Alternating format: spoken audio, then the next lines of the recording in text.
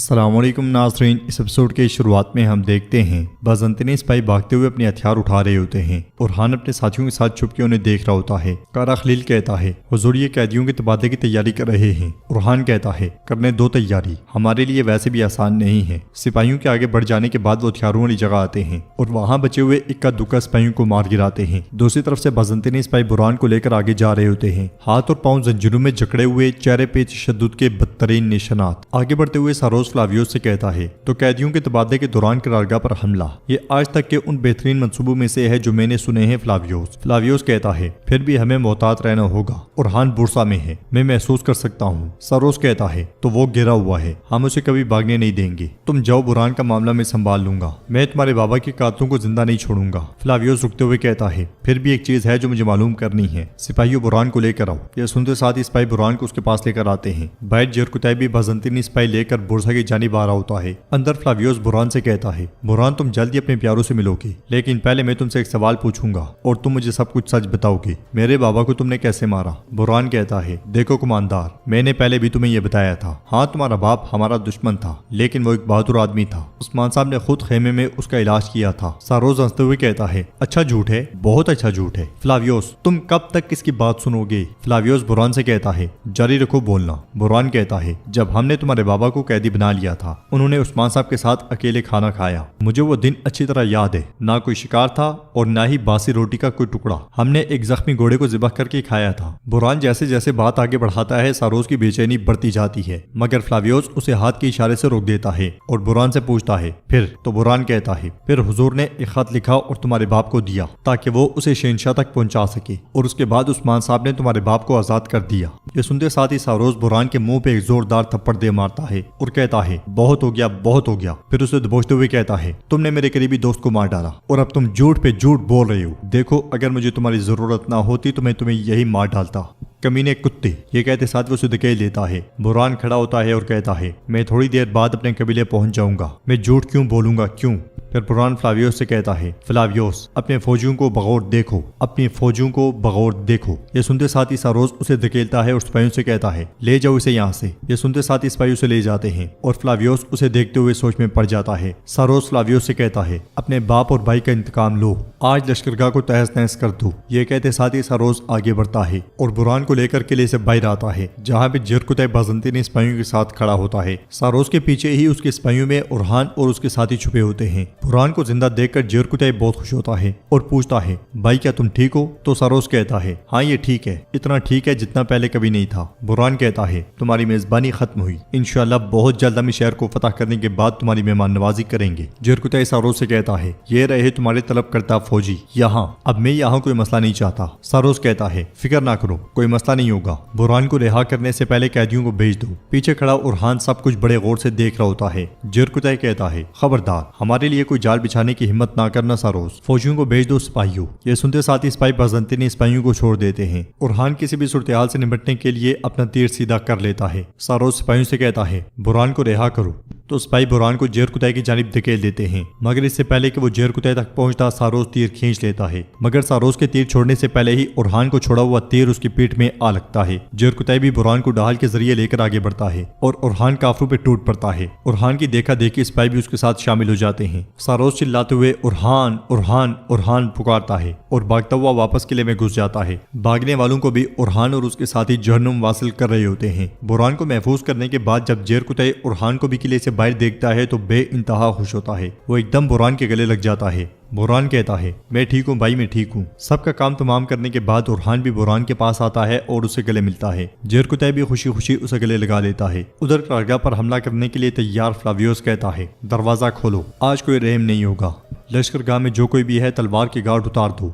ये कहते साथ वो जंगी टोपी पहन लेता है और सिपाहियों के साथ सामने मौजूद करारगाह की जानिब घोड़ा दौड़ा देता है, मगर उनके करारगाह तक पहुंचने से पहले ही तुर्क सिपाही एकदम से तेल में आग लगा देते हैं। आग एकदम से फैल जाती है और फ्लावियोस का रास्ता रोक लिया जाता है। इसलिए में शहंशाह सिपाहियों के साथ सामने आता है और कहता है, मैं भी तुम्हारा इंतजार कर रहा हूँ। इसलिए में जरकुतै भी सिपाहियों के साथ वहां पहुंचता है और बुलंद आवाज से कहता है, मैं खुशखबरी सुनाना चाहता हूँ, बुरहान साहब हमारे साथ हैं। यह सुन के फ्लावियोस को बहुत गुस्सा आता है। शहंशाह के हुक्म पर तीरंदाज तैयार हो जाते हैं और बाज़ंतीनियों पर तीर बरसाना शुरू कर देते हैं। وہ آگ سے بچتے ہوئے جیسے ہی آگے نکلتے ہیں تو وہاں پہ سامنے موت سے ملتے ہیں، بہت سے آگ میں بھی جلس جاتے ہیں۔ ایک تیر فلاویوس کی ٹوپی میں جا لگتا ہے جس سے وہ گھوڑے سے گر جاتا ہے۔ یہ دیکھ کر سپاہی بھاگتے ہوئے آتے ہیں اور اسے اپنے حصار میں لے لیتے ہیں۔ اپنی فتح پہ شاہنشاہ مسلسل خوش ہو رہا ہوتا ہے۔ فلاویوس چلا اٹھتا ہے، پھر تیر برستے ہوئے دیکھ کر کہتا ہے ہم پیچھے ہٹ رہے ہیں۔ شاہنشاہ کے سپاہی مسلسل تیر برساتے ہی چلے جاتے ہیں اور فلاویوس پیچھے ہٹتا قلعے میں جا گھستا ہے۔ یہ دیکھ کر اوچی شاہنشاہ کے ساتھ ہاتھ ملاتے ہوئے کہتا ہے حضور آپ کی بدولت ہم بہت بڑی ہزیمت سے بچ گئے۔ پھر بلند آواز سے کہتا ہے آج ہر کوئی گواہ ہے کہ آپ اس کام کے لیے ناقابل شکست اور حقدار ہیں شاہنشاہ صاحب۔ دیگر صدران بھی شاہنشاہ کو سلام پیش کرتے ہیں۔ عبداللہ کہتا ہے آپ قائد ہوتے تو شاید ہمیں پچھلی شکست نہ ہوتی۔ شاہنشاہ کہتا ہے میرے سرداروں محاصرہ محفوظ ہے، اقدامات دشمن کی ہر چال کے خلاف ہمارے ڈھال ہیں، ہم ثابت قدمی سے آگے بڑھیں گے، ہم کافروں کے اس شہر کو اپنا وطن بنائیں گے۔ اس پر سب انشاءاللہ کہتے ہیں اور اوچی شاہنشاہ صاحب زندہ باد کا نعرہ بلند کرتا ہے تو شاہنشاہ کے حامی بھی شاہنشاہ زندہ باد کے نعرے بلند کرتے ہیں۔ قبیلے میں حلیمہ نیلوفر کے ساتھ آگے بڑھتے ہوئے کہتی ہے جب میرے بابا خاموش ہو جائیں تو قبیلے کے سبھی لوگ خاموش ہو جاتے ہیں۔ جنہوں نے کل میرے بھائی کے لیے تعریفی اشعار کہے آج وہی میرے بھائی کی پیٹھ پیچھے انہیں برا بلا کہہ رہے ہیں۔ تو نیلوفر کہتی ہے وہ سمجھتے ہیں کہ کوئی بھی شخص بغیر ذمہ داری کے کمزور ہے، لیکن فکر نہ کرو وہ سب برہان کی طاقت دیکھیں گے۔ حلیمہ پوچھتی ہے اور علاؤالدین کے بارے میں کیا خیال ہے، وہ کیا کرنے کی کوشش کر رہا ہے؟ اورحان بھائی کو اکیلا چھوڑ دیا۔ اس لیے میں خادمہ آ کر کہتی ہے حکیم مریض کا معائنہ کرنے کے لیے خیمے سے نکل گیا ہے۔ نیلوفر حلیمہ سے کہتی ہے وقت آ گیا ہے حلیمہ، ہم حکیم کے خیمے میں جا کر دیکھیں گے، اگر اس نے کوئی غلطی کی ہے تو ضرور اس نے اپنے پیچھے کوئی نشان چھوڑا ہوگا۔ یہ کہتے ساتھ وہ حکیم کے خیمے کی جانب بڑھ جاتی ہیں۔ ادھر ایک سپاہی تیزی سے تیمورتاش کے پاس آتا ہے اور خبر اس کی جانب بڑھاتے ہوئے کہتا ہے بورسا سے خبر آئی ہے۔ تیمورتاش کہتا ہے یہ وہ واحد خبر ہے جو مجھے خوش کر سکتی ہے۔ ساروس کی جانب سے کائیوں پر لگائی جانے والی زوردار ضرب، مگر خبر پڑھنے کے بعد تیمورتاش غصے سے لال ہو جاتا ہے اور خبر لانے والے سپاہی پر ہی ٹوٹ پڑتا ہے، پھر سامنے رکھا ہوا میز پلٹ دیتا ہے، پھر کہتا ہے فوراً بورسا کی جانب خبر بھیجو، ساروس اور فلاویوس کو فوراً یہاں بلاؤ، ہم اس جنگ کی ترتیب پر تبادلہ خیال کریں گے جو ہم کائی کے خلاف ہر طرف سے لڑیں گے۔ پھر دوسرے سپاہی سے کہتا ہے کاتب کو لے آؤ۔ قبیلے میں نیلوفر حکیم کے خیمے میں داخل ہوتی ہے اور وہاں چھان بین کرنے لگ جاتی ہے۔ وہ وہاں پڑے ہوئے دستانے دیکھ کر ان کی جانب بڑھنے ہی لگتی ہے کہ باہر سے آواز آتی ہے حکیم افندی کام میں آسانی ہو۔ باہر حلیمہ حکیم سے مزید کہتی ہے میری ماں آپ سے کہہ رہی ہے کہ آج شام پھر آ کر میرے بابا کا معائنہ کریں۔ حلیمہ کی آواز سن کے نیلوفر سمجھ جاتی ہے اور بھاگتی ہوئی الماری میں چھپ جاتی ہے۔ کچھ دیر میں ہی حکیم وہاں داخل ہوتا ہے اور کچھ لکھنے لگ جاتا ہے۔ نیلوفر بھی الماری سے اسے دیکھ رہی ہوتی ہے۔ خبر لکھنے کے بعد حکیم وہاں چھپائے ہوئے کبوتر کے پاس جاتا ہے اور کبوتر لے کر خیمے سے نکل جاتا ہے۔ حکیم کے جاتے ساتھ ہی نیلوفر باہر آ جاتی ہے جبکہ حلیمہ بھی خیمے کے اندر آ جاتی ہے اور نیلوفر سے کہتی ہے وہ خیموں سے پیچھے چلا گیا ہے، کیا میں اس کے پیچھے جاؤں؟ نیلوفر کہتی ہے وہ پیغام بھیجنے جا رہا ہے، ہمیں مزید کچھ کرنے کی ضرورت نہیں، چلو جا کر ملون خاتون کو بتائیں کہ کیا ہو رہا ہے۔ یہ کہتے اور سنتے ساتھ ہی وہ دونوں خیمے سے نکل جاتی ہیں۔ ادھر تیمورتاش ترک سرداروں کے قاصدوں سے کہتا ہے چونکہ ہم یہاں معاہدہ نہیں کر پائی، چونکہ ہم وہاں انہیں زیر نہیں کر پائی، لہٰذا وقت آ گیا ہے کہ کئی زمینوں کو خون میں ڈبو دیا جائے۔ تم اپنی فوجیں تیار کرو، ہم تمہیں مسلح کریں گے، چلو جلدی کرو۔ یہ سنتے ساتھ ہی وہ تینوں بھاگ جاتے ہیں۔ پھر تیمورتاش بیٹھتا ہے اور سپاہی سے کہتا ہے لکھو عظیم الخانی ریاست کے عظیم خان کو جیسا کہ آپ نے مجھے حکم دیا تھا میں نے عثمان کو بستر پہ لگا دیا ہے اور ہم نے دوسرے سرداران کو اپنے ساتھ اتحاد کرنے پہ مجبور کر دیا ہے۔ میں نے کائی قبیلے کو اپنے پاس بلایا اور انہیں معاوضہ اٹھانے کا حکم دیا لیکن انہوں نے سختی سے انکار کر دیا۔ پھر آگے بڑھتے ہوئے کہتا ہے میں نے اپنے یہاں کا فریضہ عثمان کو زہر دے کر کائی کو بغیر سربراہ کے چھوڑنے سے شروع کیا ہے اور اگر ضرورت پڑی تو میں باقی تمام سرداروں سے ان پہ حملہ کروا کر سب کے سر قلم کر کے اپنا فرض ختم کروں گا۔ سپاہی لکھنے کے بعد اس پہ مہر لگا دیتا ہے۔ ادھر اورحان برہان کو لے کر کائی قبیلے میں داخل ہوتا ہے۔ برہان کو زندہ دیکھ کر کائی قبیلے کے لوگ بہت خوش ہوتے ہیں، وہ سب اسے پرجوش انداز میں خوش آمدید کہتے ہیں۔ گھوڑے سے اترنے کے بعد اورحان برہان کو سہارا دے کر گھوڑے سے اتارتا ہے اور کہتا ہے حکیم کو پہلے اپنا معائنہ کرنے دیں۔ تو برہان کہتا ہے ہم پرانی مٹی کے بنے ہیں حضور، ہمیں اتنی آسانی سے کچھ نہیں ہوگا اللہ کے حکم سے، چلیں عثمان صاحب کو انتظار نہیں کرواتے۔ یہ کہتے ساتھ وہ اورحان کے ساتھ سرداری خیمے کی جانب بڑھتا ہے۔ اندر سب کچھ جانے کے بعد ملون خاتون حلیمہ اور نیلوفر سے کہتی ہے میں اس پر یقین نہیں کر سکتی، یہ حکیم 1 سال سے ہمارے ساتھ ہے، اللہ نہ کرے اگر وہ کچھ کرنا چاہتا تو کیا وہ قتل نہ کر دیتا؟ نیلوفر کہتی ہے وہ ہمارے سردار کی جان نہیں لینا چاہتے، ان کا مقصد عمارت کے اتحاد کو توڑنا، فتنے کو بھڑکانا اور تفرقہ پیدا کرنا ہے۔ اس لیے میں اورحان برہان کو لے کر خیمے میں داخل ہوتا ہے۔ یہ دیکھ کر وہ تینوں بہت خوش ہوتی ہیں اور آگے بڑھ کر برہان سے اس کا حال احوال پوچھتی ہیں۔ برہان پوچھتا ہے میرے حضور کیسے ہیں، کیا وہ ٹھیک ہیں؟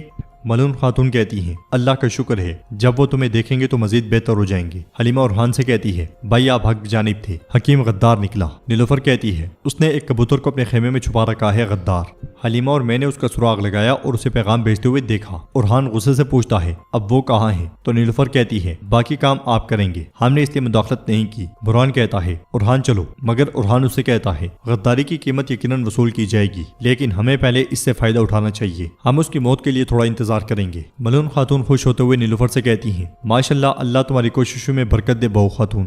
پھر برہان سے کہتی ہیں تمہارے سردار تمہارے انتظار میں ہیں برہان۔ یہ سنتے ساتھ ہی اورحان برہان کو لے کر عثمان صاحب کے خیمے میں داخل ہو جاتا ہے، جہاں بھی عثمان صاحب بستر پہ پڑے کھانس رہے ہوتے ہیں۔ برہان عثمان صاحب کو اس حالت میں دیکھ کر بہت پریشان ہو جاتا ہے۔ اورحان کہتا ہے بابا آنکھیں کھولیں، دیکھیں میں آپ کے پاس کس سے لایا ہوں۔ مگر کوئی جواب نہیں ملتا تو برہان عثمان صاحب کے پاس بیٹھ جاتا ہے اور ان کا ہاتھ پکڑتے ہوئے کہتا ہے حضور آنکھیں کھولیں، میری طرف دیکھیں حضور، آنکھیں کھولیں، آپ کا ساتھی آ گیا ہے، آپ کا ہمراز آ گیا ہے، مجھے آپ کے مبارک ہاتھ چومنے دیں۔ یہ کہتے ساتھ ہی وہ عثمان صاحب کے ہاتھ کو چومتا ہے اور بہت غمگین ہو جاتا ہے۔ کچھ دیر کے بعد عثمان صاحب ہلکی ہلکی آنکھیں کھولتے ہیں اور برہان کو دیکھ کر اسے پکارتے ہیں تو برہان کہتا ہے برہان آپ کے راستے پہ قربان ہو جائے حضور، میرا اورحان سلامت رہے، ہو گیا اور مجھے بچا لایا، میں نے دنیاوی آنکھوں سے آپ کو ایک بار پھر دیکھ لیا، اب موت میرا کیا بگاڑ سکتی ہے حضور۔ عثمان صاحب اورحان کی جانب دیکھتے ہیں مگر کچھ نہیں بولتے اور ایک دم سے نڈھال ہو جاتے ہیں۔ برہان کے ہاتھ سے ان کا ہاتھ چھوٹ جاتا ہے۔ یہ دیکھ کے برہان اور اورحان حضور حضور بابا بابا پکارتے ہیں